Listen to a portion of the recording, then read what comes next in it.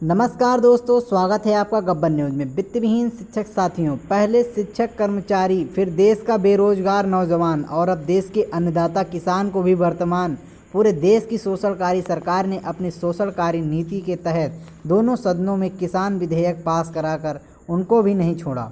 हमारा बेरोजगार नौजवान सड़कों पर रोजगार के लिए मजबूर होकर आंदोलन कर रहा है।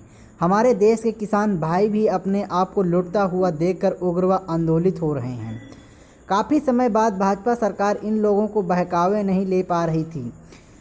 सरकार ने कहना शुरू कर दिया कि देश का बेरोजगार नौजवान तथा देश का किसान बड़े भ्रम का शिकार है। इनको शिक्षक कर्मचारियों से सीख लेनी चाहिए, जिन्होंने देश राष्ट्र के निर्माण की खातिर अपनी पेंशन मानदेय से लगाई तमाम उपलब्धियों को देश के नाम पर कुर्बान कर दिया।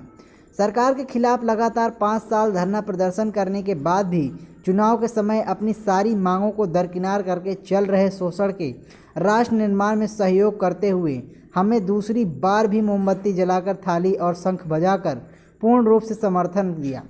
ऐसे ही शिक्षक समाज को कोई राष्ट्र निर्माता नहीं कहता, बुद्धिजीवी समाज है। सरकार चाहे जितना भी विरोध कर ले, लेकिन इस समाज को यह पता है कि बिना शोषण के, बिना प्रताड़ना के कोई भी राष्ट्र मजबूर नहीं बनता। इसलिए समाज अपने उपलब्धियों के लिए शोषण के खिलाफ विरोध करने के पश्चात भी समय आने पर अपना पूर्ण समर्थन करता है।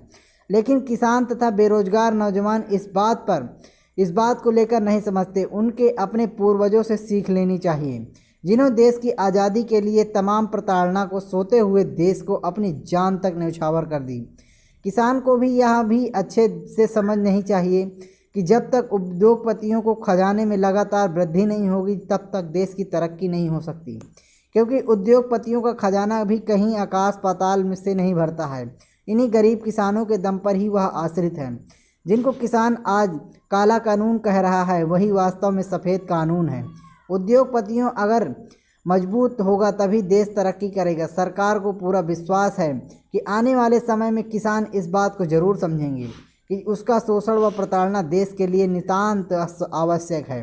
बिना इसके देश तरक्की संभव नहीं है। शिक्षक कर्मचारी को भी इस बात को बहुत अच्छे से समझ गए हैं कि इसलिए वह सभी शोषण के पश्चात भी दूसरी बार पूर्ण बहुमत की सरकार बनाने में अपनी अहम भूमिका अदा कर रहे हैं।